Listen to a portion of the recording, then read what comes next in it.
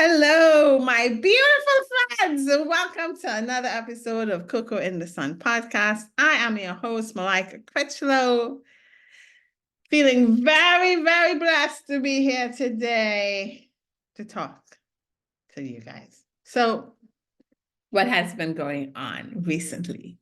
Any updates and insights? For me, I know they were saying we were having these geostorms or these solar flares energies. And so when I heard about it, I was like, well, not really hearing much and not really feeling much. I guess these storms are doing stuff that I'm unaware of, right? So then but I was having lots of dreams. I tell you, like 4 or 5 dreams a night, different images, sometimes not even dreams, just images and stuff, right? Understandings, more understandings of myself. And then I think I had an existential crisis on Sunday. It was like looking at who am I? What am I doing here? What brings me joy? What doesn't bring me joy? Is this it? Is this all life has to offer? So yeah, but anyway, like a few things came back up. So when they say like ascension is like a spiral, I think it really is a spiral because it's like you revisit the same thing of like you had a few months or a few weeks ago, but from a different angle. So let me give you an example, right? Let me tell you the stuff that I was dealing with. I was dealing with now that I'm not too worried about resources, although I don't have like a permanent solution. I have a really good trust in things will work out how they're supposed to work out, that I don't see everything, but I will see like the next step in the path, right? So then I was like, okay, this is what I want to be doing every day though. Like, how am I enjoying my day? Before the question with purpose really was just to enjoy my day being, and that would be enough. And the being would lead to the purpose, right? Enjoying what I like to do, the joys would somehow lead to the purpose, because whatever I like to do would be my purpose. So that's what that's where I was at. And I'm not too worried about finances, or I have trust that stuff will work out. I was like, well, what do I do all day? And do I enjoy doing what I do all day? And it's this now, because before this, I had this before when I was at the job I really, really liked. And like in October, November, I was like, oh my, I used to be like, I really like this job, but also, man, is this routine going to be all there is to life? Like, is this gonna do this for the rest of my life? Like, it's good and all. I don't hate it, but I'm not invigorated. I had a few days like that, and then it passed, and I was like really content with life as it was, right? So then when that job changed, I was just really focused on enjoying every day doing what I want to do without having a schedule or without having to spend 40 hours a week elsewhere instead of focusing on myself. So I was really enjoying exploring myself and what I enjoy, right? So now that's been a few months. It's like, bro, like there's no routine.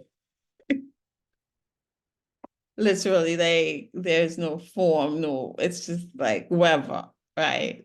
And so now that feels or felt this weekend, because I didn't feel it before, was like, is this never not knowing what's going to happen, and I don't know what I enjoy anymore. I don't know what my routine is. Like, I need to have something to do every day that's kind of a routine in order for my day to not for the, like, not 40 hours, but like, I need to have something to do every day that's kind of a little bit planned so that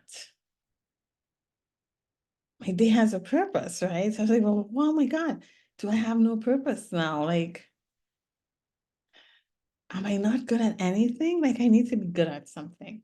And so that unraveled a lot of, so am I worthy if I don't have some form of work or some form of being good at something?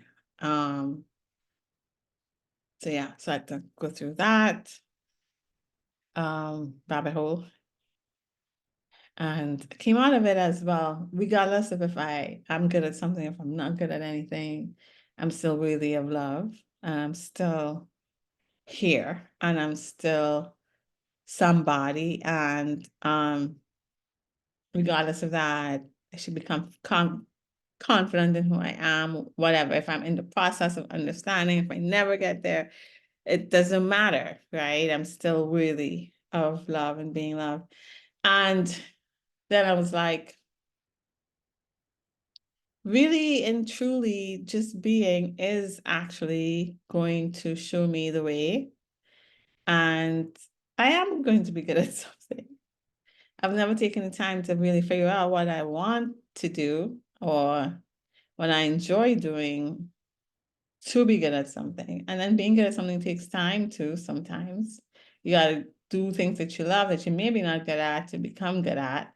Um, and so after looking at it, understanding it, trying to see what it was showing me, then came into positive thinking. But I first had to look at it and address it. And I don't want to say name it, but see what it was saying to me. So now it's like, okay, yes, I'm good at something. It's going to come and it's supposed to come. I trust that it will. This is all part of the process. I just need to enjoy my day every day and figure out what I want to do with each day. And then from doing that, I was like, well, I do like the podcasting. I do like talking. I do like conversation.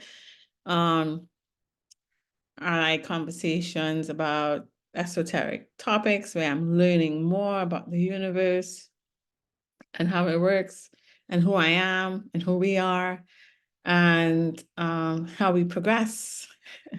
So I do know what I like, what I enjoy doing. I don't know if I'm good at it. But just doing what you like anyway should lead to you becoming better at it. And somehow this will be tied into my purpose. So all I have to do right now is continue with the podcasting that I like to do. And I do have a schedule around it. So I don't even understand why I went down this rabbit hole of an existential crisis this weekend because, oh, you know what? I wasn't feeling to do the podcast at all. I was unmotivated. I was just feeling from Friday, like could not, like, yeah, because I did the podcast Thursday, I posted it, and then Friday I was supposed to do the Hello Friend news, and I just didn't feel like doing it. I didn't feel like doing Vogue Caribbean on Saturday. Sunday, I don't do any podcasts anyway. And then today I feel like good again. Like after like 10 o'clock, I kind of stepped back into my regular joys. I would say my frequency. I think I know my frequency now. And what that feels like. So I'm able to master it because I know what it feels like when I get here. And I know what it feels like when I'm not there. And I know when I'm not there, I need to be looking at stuff. I'm also aware of the stuff that I'm thinking and processing when I'm not there. And I'm glad too that I know, okay, I need to look at this. Let me see how to move through this. Also, it takes time. It started Friday. It didn't clear until um today, like after 10 o'clock, right? But also giving myself grace and because I didn't want to do the podcast Friday and Saturday. I was like, what is going on? But also honoring that and not doing it even if I didn't want to, right? Because I want to make sure everything I do out of joy. That's really important to me, and not doing things out of, and I know this seems irrational maybe to some people, or irresponsible, or like I'm not committed, but my choice is to do things out of joy. And if I do the things I enjoy every day, I want to find something that I enjoy doing on a consistent basis, so that the discipline or the commitment comes out of me doing it because I enjoy it and not because I have to. So, yeah, several factors come into play in figuring out what I want to do every day. So these are all things that come into play. And so yeah, I know I was feeling a little guilty for not wanting to do it, but I still respected and honored myself enough not to do it if I didn't feel called to do it. And looked at what was going on. So I was like, well, do I not like podcasting? Was that not the direction I should be going in? If not, then what do I like doing? And how do I get there? And this is literally like unraveling here, because then if I'm nothing and I like nothing and I'm not good at nothing, then am I really of love, of being, of being? So yeah, all of that cleared. So yes, I am really, even if I don't like anything. Yes, I do like podcasting. I like talking. I may not be successful with it, but I do enjoy it, and I'll continue to do it because I like to do it. And that gives my day some structure and purpose, and it helps me to feel better. So I'll continue. Probably not feeling the news station right now. I don't really like to look at the news. I was trying to do it in a positive way, but I'm not feeling that called this week for it. Maybe it'll pick up next week. But I do like doing the Cocoa in the Sun one. I love this one. This is what I really love to do with the esoteric books and readings. So that was one thing that came through for me this weekend. And I just realized today that, yeah, I think those storms brought some more clearing, right? From a different point of view, right? But of the same topic, essentially, worthy and being, and if you're love, and what do you want to do with your days?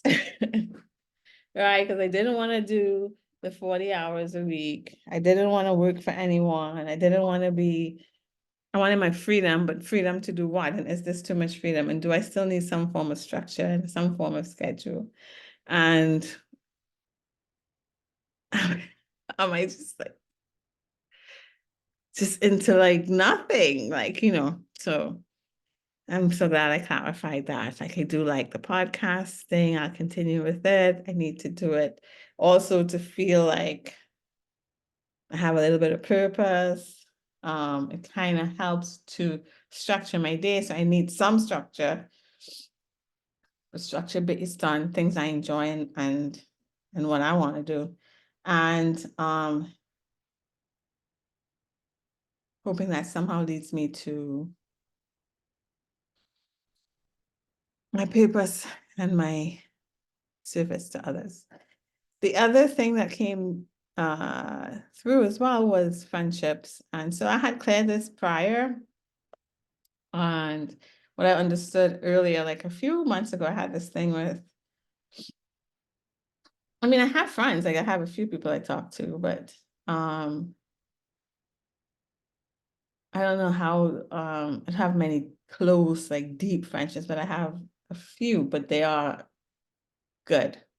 And during this process of the last 5 years or so has been really eye-opening for me in regards to what I like or enjoy in friendships, and the type of friendships I want, and then being content with myself and being my own friend, and knowing that the more I am my truest self, the more I'll attract to me energies that are aligned. And so the friendships that I would make now, or the connections I would make now, would be more aligned to who I really am, instead of who I was trying to be or conforming in order to fit in. And so those friendships may not have held much the connections may not have been as strong. So I had dealt with that a few weeks ago, and I felt really content with it. And I saw things opening up in terms of that, right? And the type of people that were coming in that that were coming in as friends. Okay, so yeah, so that's the conclusion I came to last time I was looking at the friendship thing, and I'm happy with where it was right now.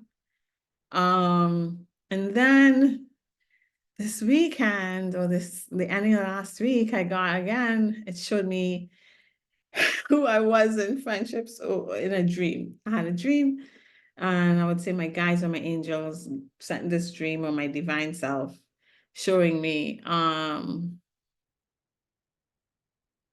of like the type of person I was in a friend aspect. And it wasn't bad, it was just a factual portrayal, a factual understanding, basically saying, well, this is who you are. This is how you connect. If you want to connect differently, you can. If not, and this is fine for you, you can continue in this way. And so I had to look at that now from a different angle. And I saw it was really good because it clarified to me. It showed that most of my friendships or acquaintances, a lot of it was acquaintances. I didn't get too close to many because of past experiences with trust and people reciprocating. And then I saw those early relationships as nothing bad, but that just learning and lessons to help me refine what I look for in a friendship, and also what I was attracting based on my own needs and my own view of self, and how that brought in those situations, and how those situations helped me to change not only how I view myself, but what I accepted for myself, etc. And so this view now, right, it took it deeper then. It went deeper than what I had before. It was like another perspective on the friendship level. And so once I took a look at that and looked at it from that angle, like, this is who you are, you're this way because of this. These situations occurred because of who you were and how you viewed yourself then, and who you are now. And then going forward, what you would like, what's coming in for you, how it will be different, how your interactions will be different, how love of self changes the dynamic here, and love of self and being true to yourself, not conforming. And then, it will being, positive, that the past isn't what the future has to be. It could be whatever I want it to be. And reinforcing that I will have not only the friendships I have now that I enjoy, but more friendships similar and even better, and more authentic connections and connections on topics and situations and things that we both enjoy, and care about, and more safe and trusting, but also my discernment on who to be what with. So all of it was beautiful. So I'm in a better headspace. Whereas yesterday I was like, oh my gosh, what is this? Who am I? Am I this in friendships? Will I always have these type of friendships? I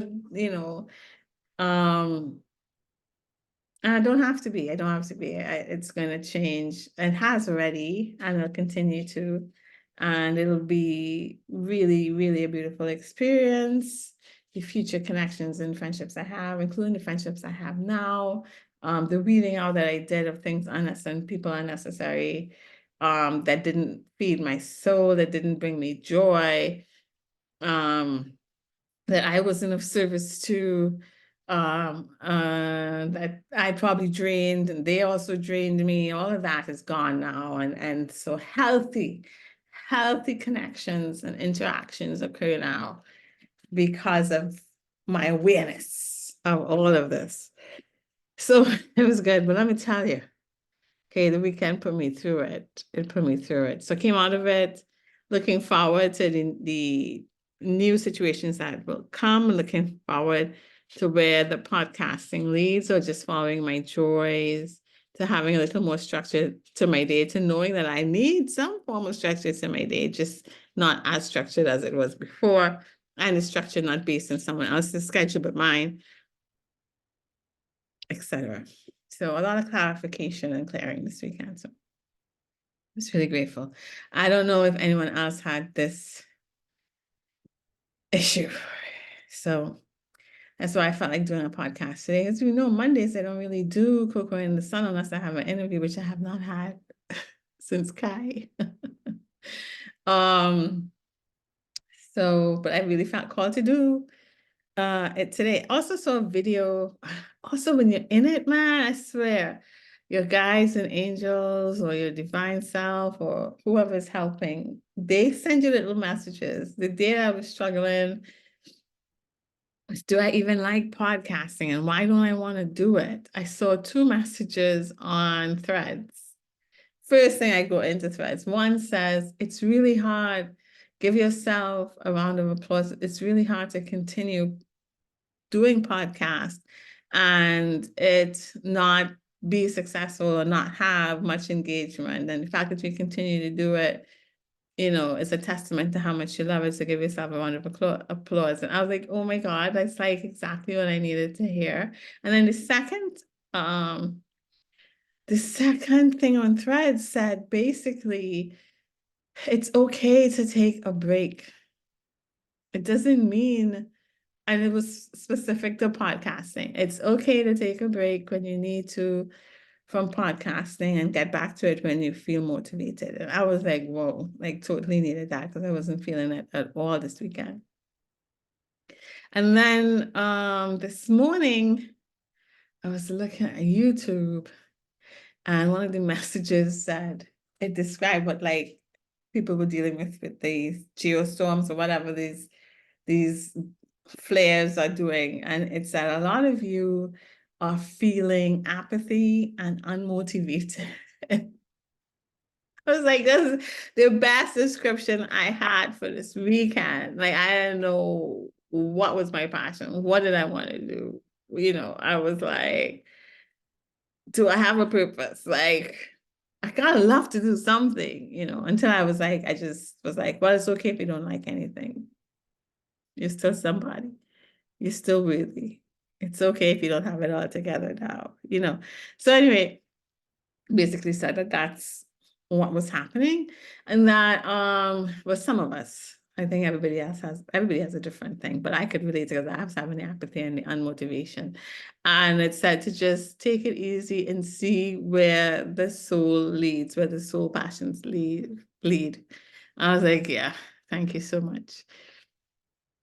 And then today I saw like after 10 o'clock, all these new thoughts came through. And, you know, I was able to clear the friendships and clear the worth and take time with myself again. So kind of glad I got through that. Everything's like, everything has like a reason for it happening. And once you get to the next side of it, you're like, I'm so glad I cleared that because it should not come up again. I kind of know where to go with it, you know. But it does come up in a different way because there was two things that came up before, but it came up in a different way this time. So yeah, the spiral does expand the perception and the depth of it that you're looking at. Yeah. Anyway, so today we're going to continue reading from the Hathor Material by Tom Kenyon.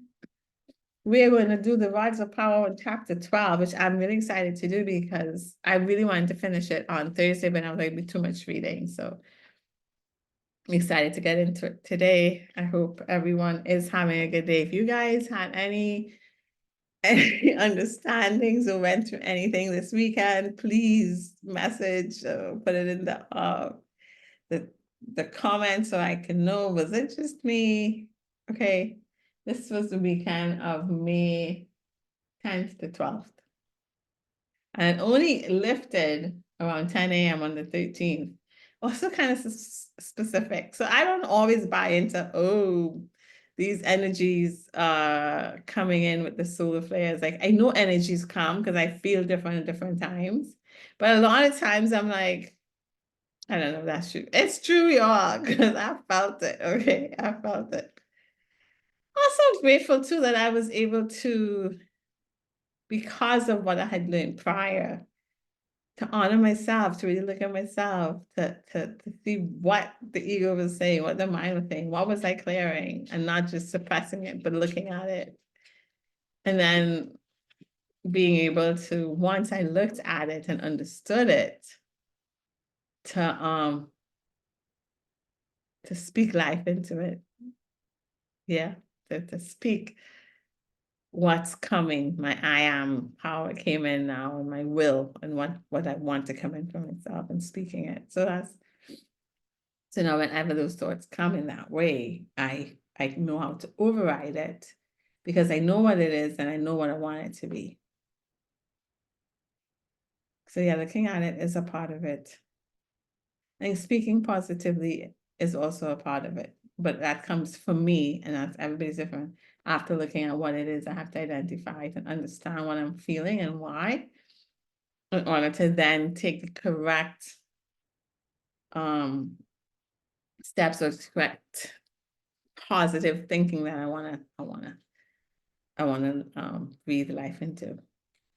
So all a part of the process, y'all. Okay, chapter 12, rods of power.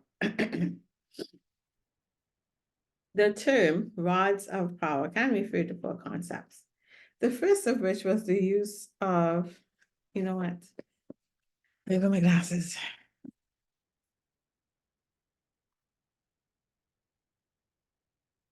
Yes. I'm trying to, you know,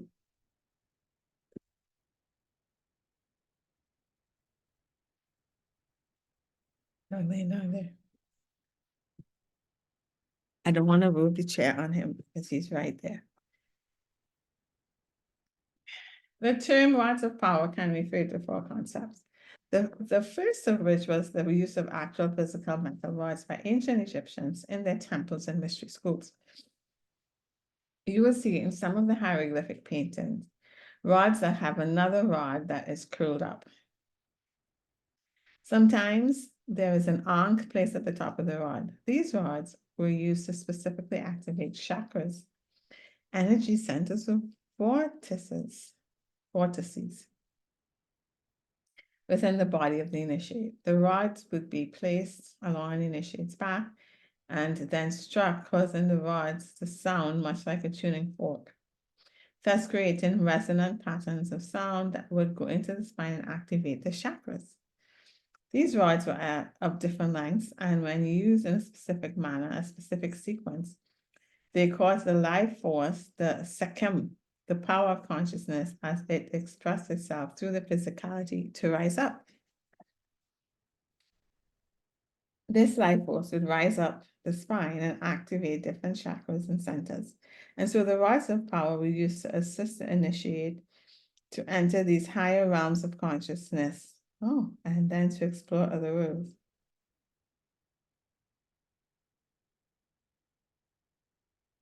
The second meaning of rods of power has to do with the actual energy flows that exist within the human body. The central understanding of this has to do with what is called the pranic tube or the central column, which is that tube-like structure that you have worked with in previous exercises. The pranic tube is a powerful focal point for self-evolution, and there are specific energy flows that run from each of the chakras to the other chakra within this tube. For instance, you could have an energy movement or relationship from the sexual center to the heart or to the power center. If the energy flow or rod that connects the second chakra, the sexual center to the power center is activated, and sex will be expressed as a means to achieve power. However, if one were to express sexuality through the heart, which is a higher frequency range, then the rod or the connecting flows between the sexual center and the heart would be activated, and so forth of the spine. In this way, the rods of power also refer to energy relationships between different frequency ranges of one's own experience. Sorry. So while the rods of power in the first sense are physically activated externally by someone who understands how to use the rods to move these energies, the second sense of the term involves energy systems within your own domain of choice and intuition. You will activate these rods of power that connect you to the highest centers, chakras. This is a way that you can bootstrap, to use a computer term, and raise yourself up in consciousness through intentionality. For example, if you have a sexual relationship coming from a place of love rather than a place of pure power, you can elevate the frequency range so that the sex can be an avenue, a means for touching into the higher frequency domains of your own consciousness. If you move into sexual expression with a desire to have clarity and a connection to the highest aspects of your own being, then you will activate your crown center, relate it to the sex center, and not have to make a choice between one or the other. Instead, you can have several energy flows going simultaneously. The point here is that through the power of your intention and choice and how you approach the activities in your life, you can determine which rods or energy flows will be activated within the pranic tube. There's also a third meaning of the term rods of power, which we would like to explain, and it too refers to a physical rod or staff used in ancient Egypt in the times of the high initiates. At the top of this type of rod was a cluster of specific crystals and gems whose frequency and structure amplified the thoughts that emanated out of the initiate's third eye. This occurred when the rod or the staff was held at arm's length directly in front of the initiate, with the crystals lined up in a direct line with the third eye. The initiate, using inner methods, could formulate a thought and direct it into the crystals, which would amplify the particular thought. The rod was a very powerful and very effective tool, and at the same time quite dangerous. So it is not something that we wish to go into any further, because this technology was used and misused in a different form in the time of Atlantis. It was altered when it came into Egypt. However, the fundamental understanding of how crystals can be used to amplify thought energies for healing are essentially the same even today. There is a fourth and final understanding about the term rods of power, which we would like to address now. And it has to do with what might be termed the fourth state of awareness. But before we discuss the fourth state of awareness, let us review the first three states of awareness in case you are not familiar with them. The first state of awareness is a vegetative awareness, meaning that as a human being, you do not exist as self-concept, only your body exists. Notice an infant when it is first born. The body merely has an internal awareness of itself and a need to keep functioning. In similar fashion, a person who may have suffered a massive stroke and lost all functioning within the higher brain centers retains no memory of self, even though the body would continue functioning if the vital organs were not damaged and the primitive structures of the brain were intact. So this first level of awareness is where the body is aware of itself and continues its functioning. The second state of awareness is self-awareness. where one moves out of the vegetative state, or what you might call the lower animal state, into an awareness of self-consciousness as part of the matrix of physicality, yes, yet separate from it. In the highest states of such an awareness, in what the ancients called being the witness, one watches oneself while being aware of oneself. This awareness is part of the continuum of biological functioning, and yet is separate from it as well. So this self-awareness is the second state or second level of awareness, and it grows by watching one's emotions, one's drives, one's instincts, and one's thoughts. The third state of awareness concerns others in the external world. It involves awareness of other people, other relationships, the external world, and the forces of which one is a part. Indeed, navigating oneself through these various forces and relationships is considered a part of the normal human existence. Since society and its laws are based upon a conscious recognition of this third level of awareness and an agreement upon what is required within the level of awareness, it constitutes a major life activity. This level is where most humans stop in their development.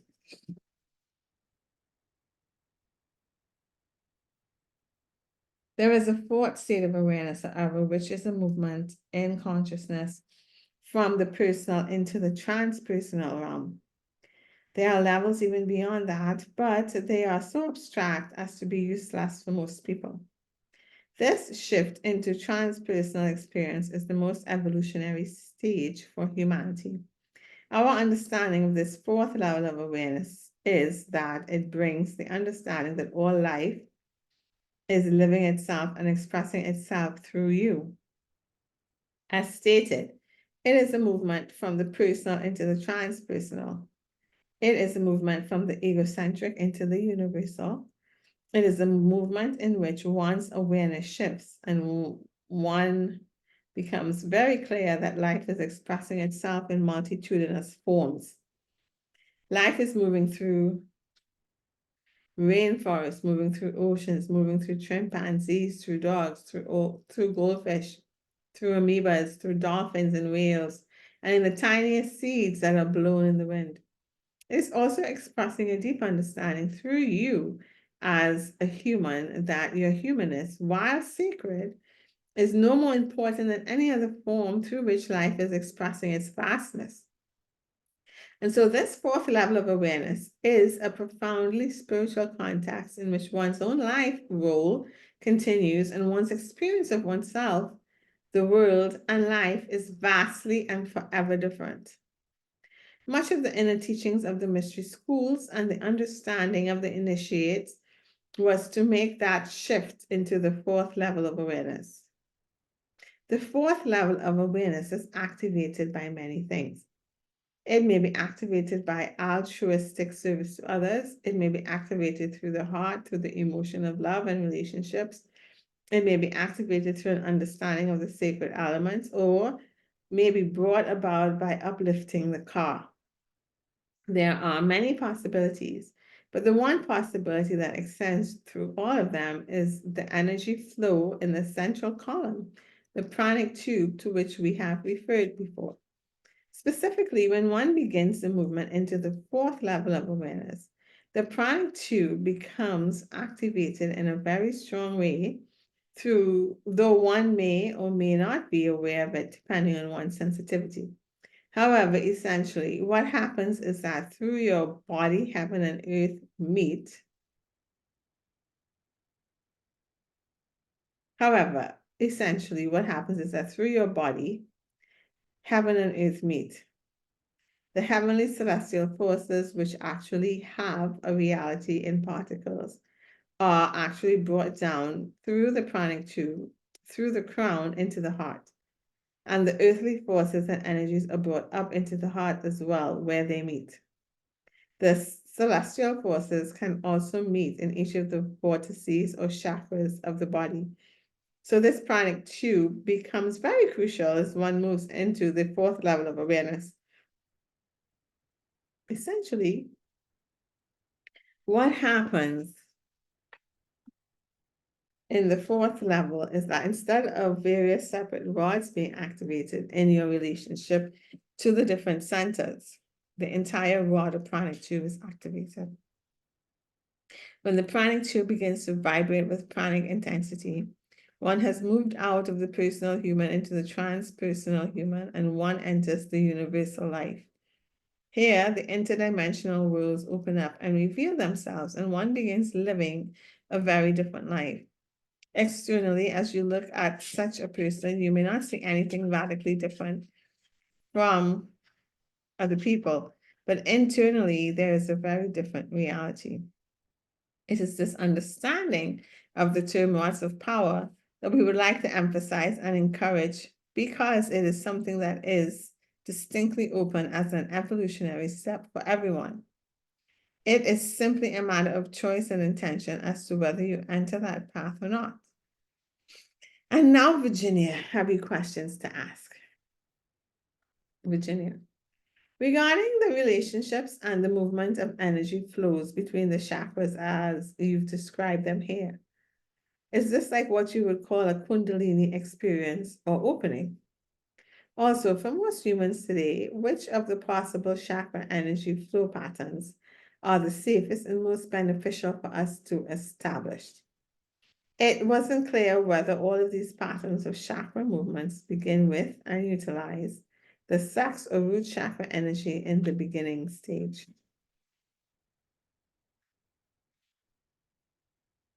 Hathor, as to which of the energy centers, chakras, would be safest for all people to use, the heart center would be the focal point. The reason for this is that the heart center is the seat of the soul, which we call Ku, Ku. And that Ku, the soul, is the seed consciousness that sits in the heart center. So focusing the various energy flows and power rods in relationship to the heart is definitely the safest approach, unless one has a totally clear understanding of how to use these very subtle energies. The reason the heart accelerates evolution the fastest for most individuals is that the heart generates the love emotion, the positive feeling state, and the harmonic of unconditional love. When unconditional love becomes one's focal point, then one is moving upwards in terms of ascending the spiral. So, as previously explained, if one has sexual relationships with another human while expressing that love in relationship to the heart, then of course that emotion, that feeling state will permeate the sexual expression. Then the sexual expression becomes sacred and is elevated. In the same way, if one expresses the energy relationship between the heart and power center, the solar plexus chakra, one's expression of power through love elevates the use of power. If one speaks the truth of one's being through the throat chakra in relationship to the heart through love, then one's words are elevated and have a benevolent effect. Similarly, if one's vision is opening up clairvoyantly through the brow chakra and is in a heart-based relationship, then one will see those regions of what you might call the etheric or the astral subtle realms that are in the vibratory field of the heart. You then bypass the negativity that exists in the astral realm, and your perceptions of the subtle realms are elevated. This also occurs with opening the crown chakra when one moves into the transpersonal center. So the heart center is the most beneficial focal point in relationship to the other rods or energy flows at this time in human development. The answer to your question as to whether this movement of energy is likened onto the Kundalini is yes. Understand that there are also other energies that move up the spine besides the Kundalini energy. However, the initiatory experience in the temples when the rods were used did activate what is called the Kundalini energy. This Kundalini, the electromagnetic energy field of consciousness, is held within the physical body beginning at the root chakra. The Kundalini energy moves up from the spine, so all further movement of energy within the body, within the subtle realms, begins at the root. The life force, which we call Sakem, is held in the stomach area, the solar plexus, and the lower stomach, and then moves down into the sexual organs before moving up the spine. This energy is activated by focusing at the second energy center, the sexual center or sacral chakra. So in the use of Egyptian alchemy, these centers are very important to the foundation of spiritual evolution. As we understand it, the life force itself is held in the body and is first expressed as metabolism and then moves down into the root chakra from where the energy flows or moves upward. As mentioned, when the heart is the focal point for whatever energy relationship exists between the energy rod, then those energies are elevated through love. We want to be clear that the vital force of the body and the vital force of consciousness originate in the lower chakras. So one does not really bypass them. It's simply that those life force energies can be expressed through the focus of the heart. Virginia. Yes, that does answer the question. Thank you. Now, in terms of the mechanical rods, the metal ones, which were used in the past mystery schools in Egypt, are they passé for us today? Shouldn't we, as you've indicated in this material, look to our own inner resources and not be involved in the external sources? Or am I misunderstanding the message? In other words, should we use those metal rods of power today to utilize the practical exercises that you've brought forth? Or is there some combination of these? The Hathors. The use of inner technology and outer technology is ideally one of balance. There is a fascination by humans today with gadgets and external technology, many believing that the external technology will deliver them into higher consciousness without any inner work required. This is a fallacy. Of course, for the inner work is what actually creates the movement. The rods are simply an assist, if you will. The actual movement of the vital force of the spine was created by the initiate's inner intention, focus, and will. What the rod did was to gently coax the energy into that moment. At this point in human evolution, the use of sound, whether created through rods or electronic means, can certainly be an assist. However, it is the inner focus of consciousness that actually creates the energy movement. Therefore, while the external technology can be helpful, a vast majority of the flow occurs through inner awareness and mastery. Our focus, our understanding, and our belief about this issue is to master one's own inner subtle realms. Then one has personal mastery, and the external technologies are not needed at all. In our teaching, it is your personal inner mastery that we propose is the ideal. Virginia, understood. Can you give us a guesstimate about how many initiates in the Egyptian mystery schools earn what we call their ascension mastery using this focus of inner development? And then some comparison with how many people on the planet today are achieving their own inner mastery. So we have some idea of how we are doing compared to prior times, the Egyptian period in particular. Pathos. So you want a percentage of the number of initiates? Virginia. Yes, something about how many people got their mastery, which I assume was not easy in those times. Hathor. Mastery is not easy at any time, said with humor. Well, first of all, we do not have the Akashic records of all the souls who have gone through the various initiatory processes worldwide, because we were concerned with mystery schools in one particular area. However, we can speak about Egypt during the period when the Egyptian mystery schools were no longer physically present, a time when the bulk of the external teaching had been completed. However, we do, however, acknowledge that some mystery schools continued, although they were less accessible and there were fewer and fewer people involved. probably less than 10% of the initiates achieved mastery. If we consider mastery as the point where one was able to use one's consciousness to ascend to the highest level of being. Virginia, 10% of the group that started, the Hathors, yes. And what percentage of the general populations were initiates? A small portion of it? Hathors. Oh, very small, less than 1% of the total population. What we're saying is that of the general population, less than 1% would have dedicated themselves to becoming initiates. There were those who took the outer roles of priests and priestesses, if you understand.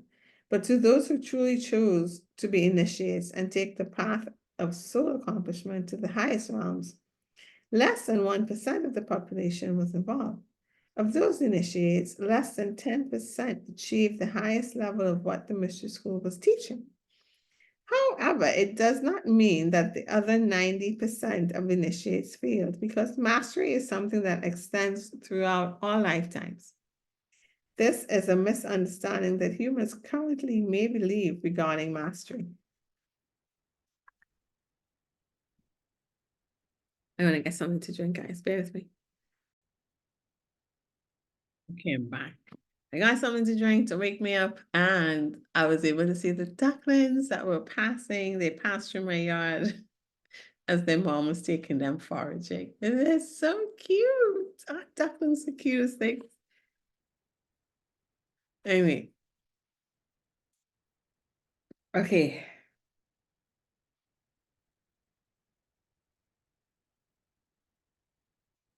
So the last thing we were talking about the initiates, the percentage of initiates, and they were said, however, it does not mean that the other 90% of the initiates failed, because mastery is something that extends through all lifetimes.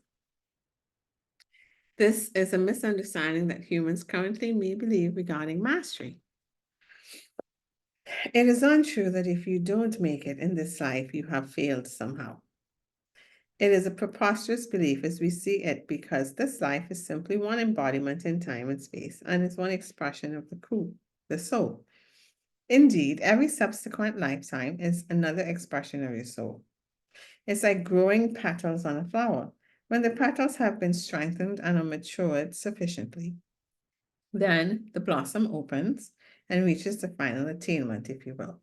But the process of growing there is the mastery. So we are uncomfortable with saying that 90% of the initiates failed, because in our understanding, they were reaching mastery. It is simply in the timing of things that during one embodiment, they did not reach that final attainment to which the mystery school was leading them. However, subsequent to that, many of them did reach the mastery in other lifetimes after Egypt. Virginia, I think that clarifies it. Then could you comment about our present situation? I believe that you mentioned elsewhere in the book that today the human family is experiencing their mastery initiations in everyday situations, unlike the former self-identified initiates who went into a specific mystery school. Could you clarify how this everyday learning experience works for humans today, and give an example from an individual's daily life to help us get your point of how we really are moving into mastery day by day?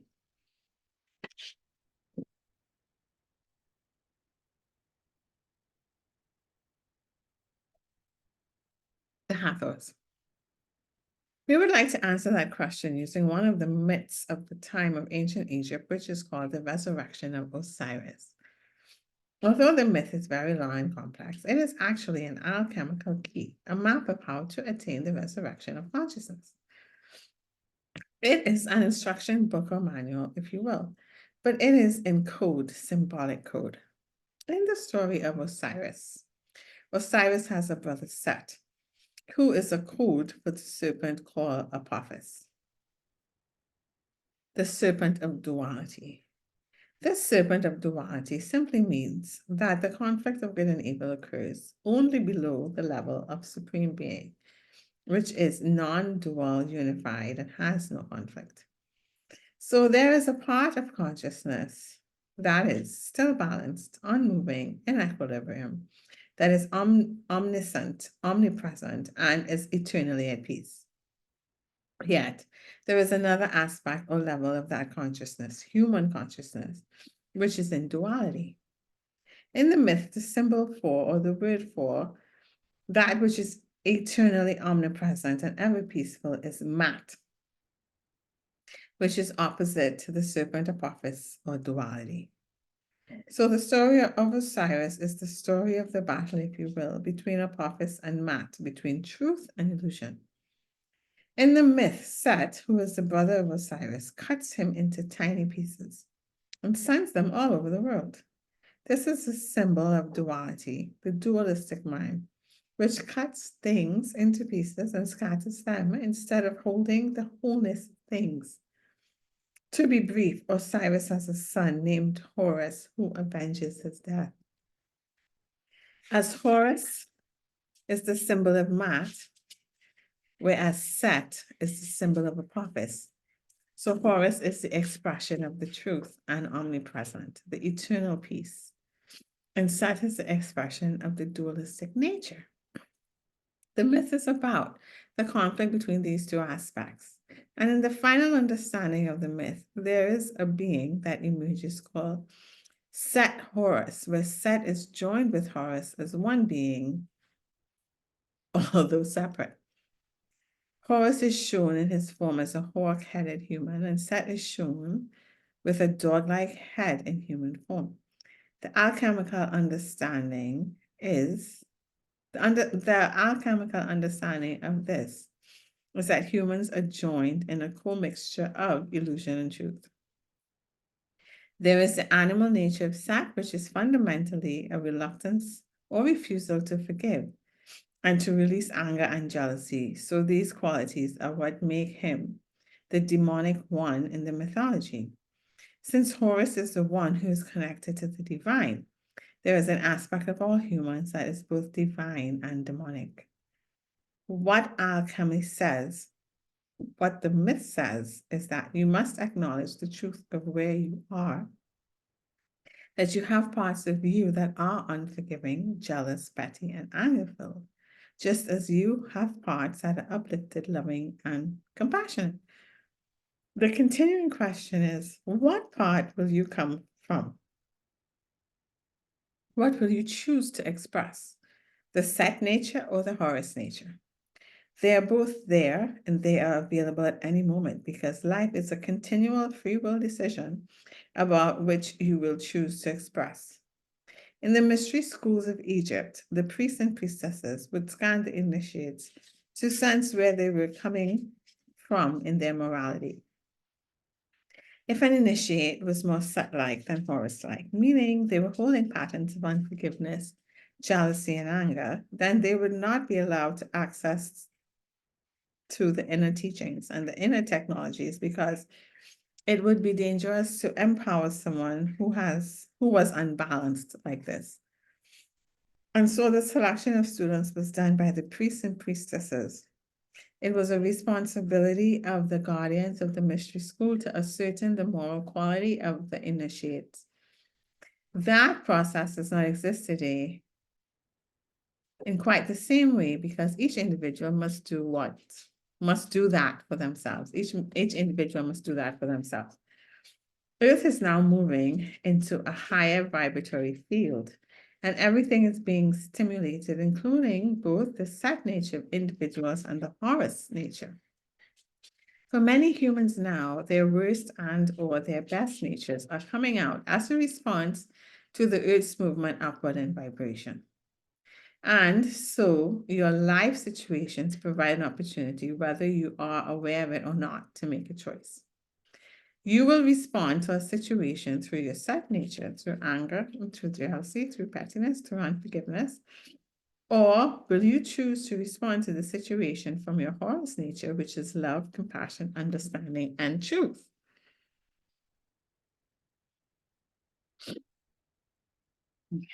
Your emotional responses create your destiny and the future patterns that unfold in your life.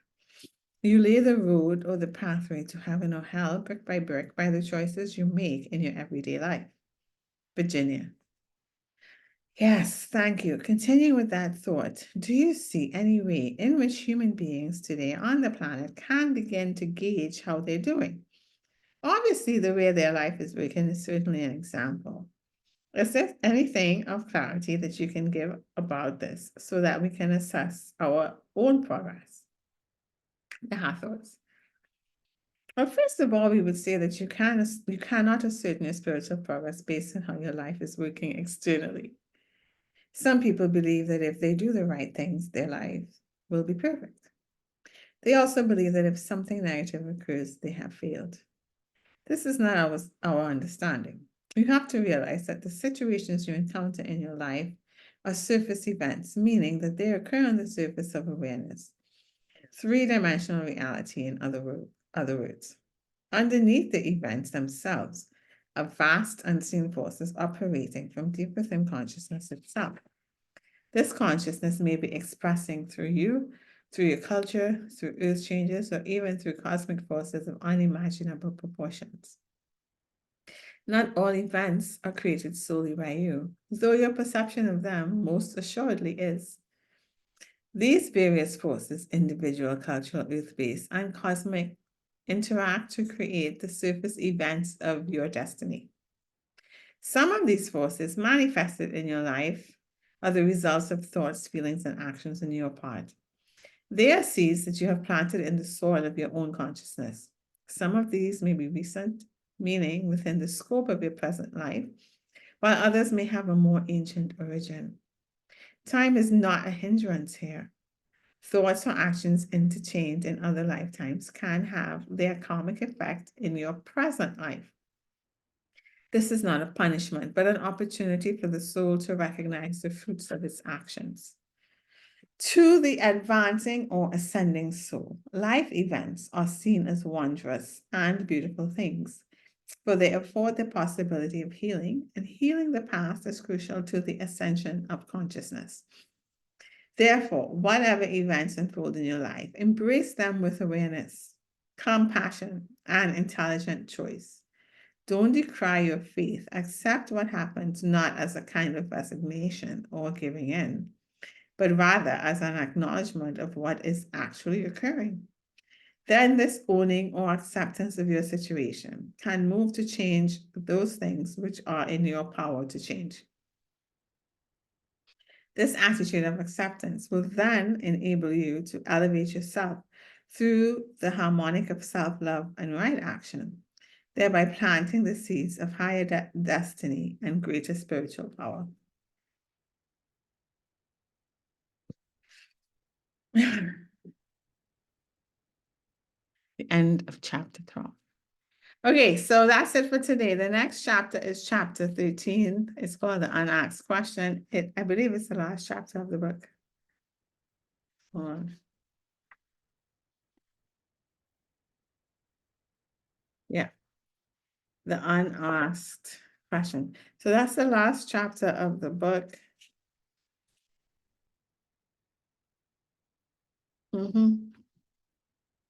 And then I'll probably do a review of everything in the next. So I'll finish chapter 13 next podcast episode. The one after that, try to do a review of it. And I think next week we would probably start another Tom Kenyon book, the Mary Magdalene manuscript, which talks about sacred union and her relationship with Christ. It's another with Jesus. Yes, I shouldn't say Christ. I could say Christ. I don't think it's that bad to say that.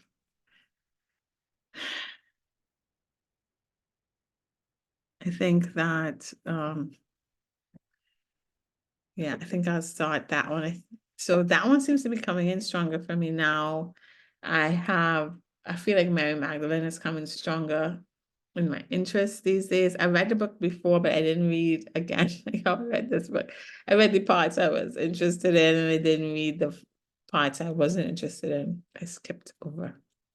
So this will make me read it thoroughly. So I think we would start that next week. And this week we'll finish up the Hathor Material. I was considering the Celestine Prophecy, but I still don't have the book, and I have the Mary Magdalene manuscript. I also feel like Sacred Union is kind of coming in now for some people. A preparation for it. I think it unlocks based on the self-love. I feel myself like I've been prepared for one. Yeah, and then this morning I had well, actually starting this weekend, a mention of Mary Magdalene Revealed, which is an Audible book I also have. I never finished. You know what it was with that book? I started off and it was so much of her own personal life, the writer. I was like, I don't want to hear your personal life. I want to hear about Mary Magdalene. So I think I got up to chapter 7 in that book. Anyway, I was looking, I seem to be interested in Mary Magdalene. It's coming into my field again. And I have a lot of reverence for her, a lot of respect for her, and a lot of love for her. And all that she endured, and all the love that she was, and the power that she was, how fearless she was, how much love that she was, how gentle she was. She has come in a few times on my journey as a teacher. She's always very gentle, beautiful, gentle, loving energy. So I saw a YouTube video that intrigued me about her again this weekend, which mentioned the audio book that I had. I started back that audio book. And then this morning, again, out of nowhere, I was looking at like 3 or 4 videos about her with this other guy that I really find interesting. I like his videos. I think he's called the New John. He did a life regression in which he saw that he was John of old. Now he's John of new.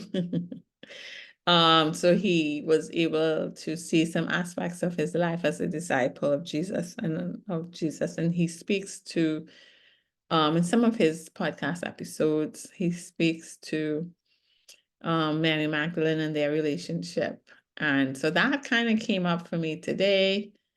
So yeah, and then when I was taking a shower, do you all find ideas and stuff and thoughts come to you in the shower? That happens to me as well.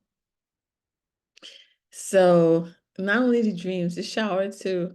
I always dismiss the shower ones, or not dismiss it, but I guess I don't think of it seriously, but maybe I should start writing down the thoughts I have in the shower. Anyway, in the shower, it came through again, and I should do the book, the Mary Magdalene manuscript. So I think that's what's coming through as the next book, and I already have it. So maybe there's some stuff in there that I need that I skipped over. So yeah, I think that's what we're heading into.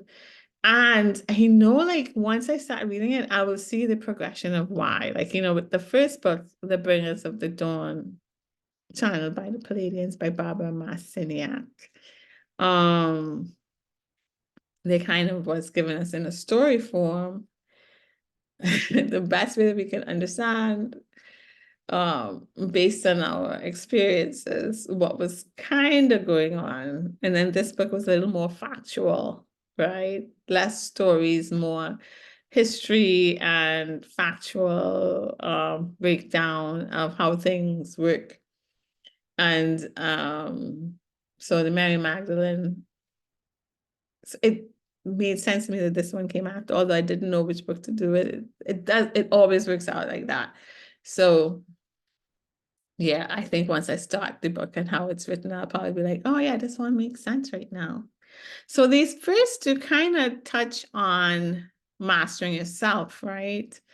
They do touch a little bit on sex and how it can lead to the other dimensions, or the wisdom of the information, other dimensions. But they touch on it like in one chapter, but the majority of the chapters have to do with how you master yourself, how you see things, how to build your car. Both books focus on how to build your car.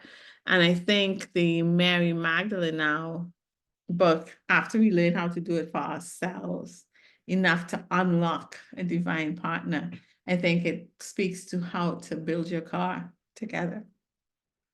Right? So I think it is probably the natural progression of where we should be heading when I think about it, even now before I even start the book.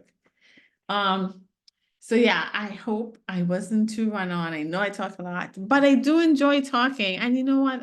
I want to enjoy what I'm doing and savor the moments and not revel. Is it revel? Yes, revel in what I enjoy doing. And I love this. I love talking. I wish I had someone else to talk to, but I love talking and sharing whatever insights and understandings I get at this level and understanding that it's not the insights everyone has, and all our insights together give us a better picture of what's going on. And my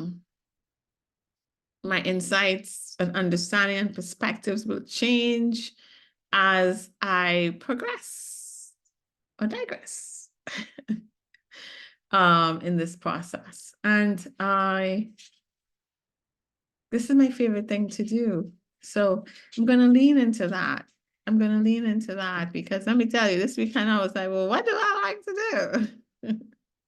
So yeah, I'm going to just enjoy the fact that I enjoy doing it and be grateful for something I enjoy doing. And hopefully a structure works out for me that works well for my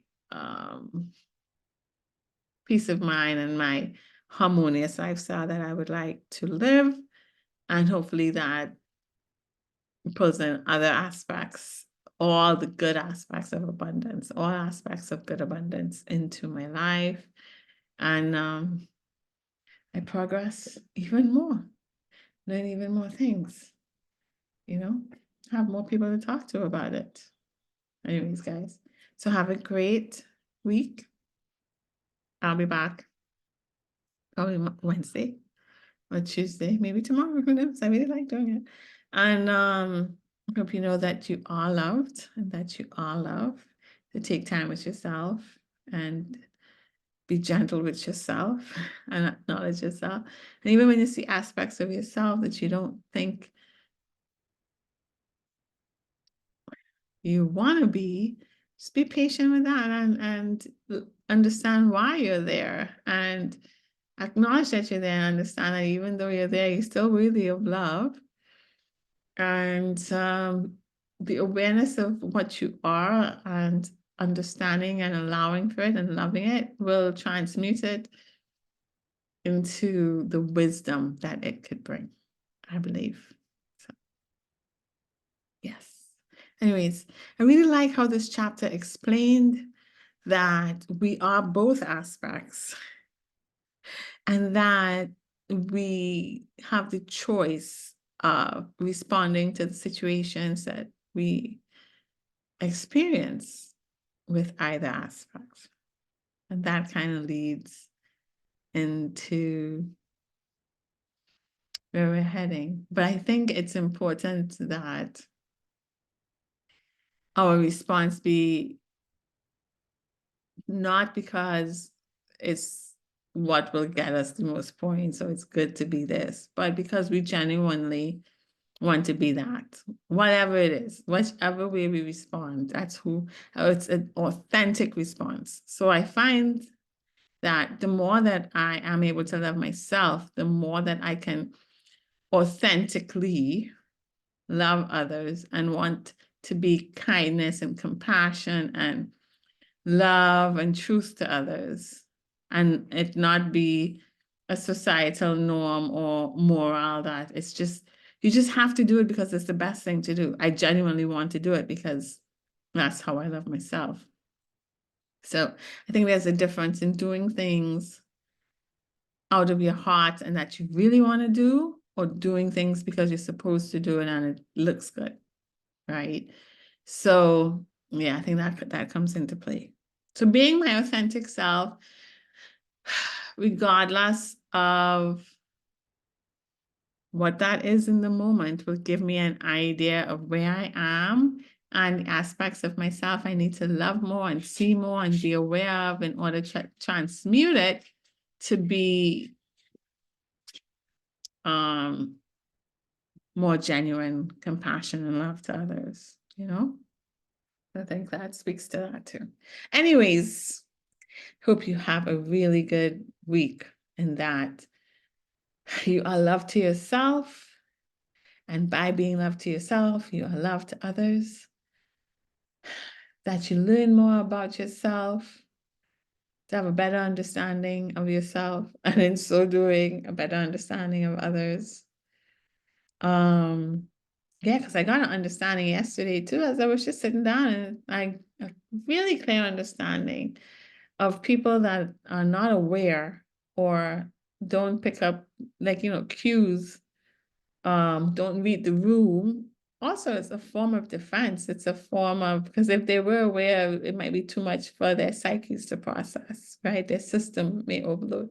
And when you are aware, you begin to be aware when you're ready for it, when you're able to handle it and process it in a healthy way, right? So even people that are unaware or ignorant, to love them because it's just where they are in the cycle. And you would be that for certain things in the spiral, whereas you would be aware of certain things in the spiral. Like we're all both things. Like there's certain things we're aware of and certain things that we're not aware of.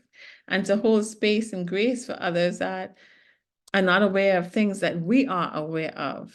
Because we used to be unaware too, right? And it doesn't mean that you're there to make them be aware. It just means that you can be love to them in that state in a way that's not harmful for you because you have been there before. And it's a form of protection because if they're just not ready yet. And if they were to see it, it might overload or blow the fuse. You know what I'm saying? But they're on track in their own little schedule and just holding space and grace for them in a way that doesn't cause you harm, right? So not judging them, but having the discernment that maybe interactions with them may not be too healthy for your energy, but not judging them or pointing fingers, right? And I have to work with my judgments too, because I had a dream too as well this weekend. Let me know. You still judge. Probably to some extent will always be. I mean, I hope to alleviate it. And I think it will integrate. It will be an integration, the non-judgmental. So less and less things I will not judge. But I don't think it will be everything all at once, although it could possibly occur. But for me, it looks like, again, I've said it, like it's been a inch by inch thing, a slow integration. So yeah, then let me know. For me, who thinks I'm non-judgmental, right? Because we know we talked about in last episodes how integrity, I used to judge integrity. I used to judge people that don't allow other people to be themselves, when that in itself is a judgment. So I thought I had cleared those two, but apparently there's more things that I judge that I'm not aware of. Because in the dream, I clearly understood that I still judge people. So, but also holding grace for myself and that, and knowing with time and with patience and with love for myself. And I'll transmute that to love as well. There's wisdom in there. That's why it's there. I'm learning something so I can understand other people and be loved to other people in that way as well. So anyways, I digress. I can go on forever, I like to talk about these things. Well, have a great week. I will see you in the next episode, which will be chapter 13. And make sure and take time with yourself. Bye.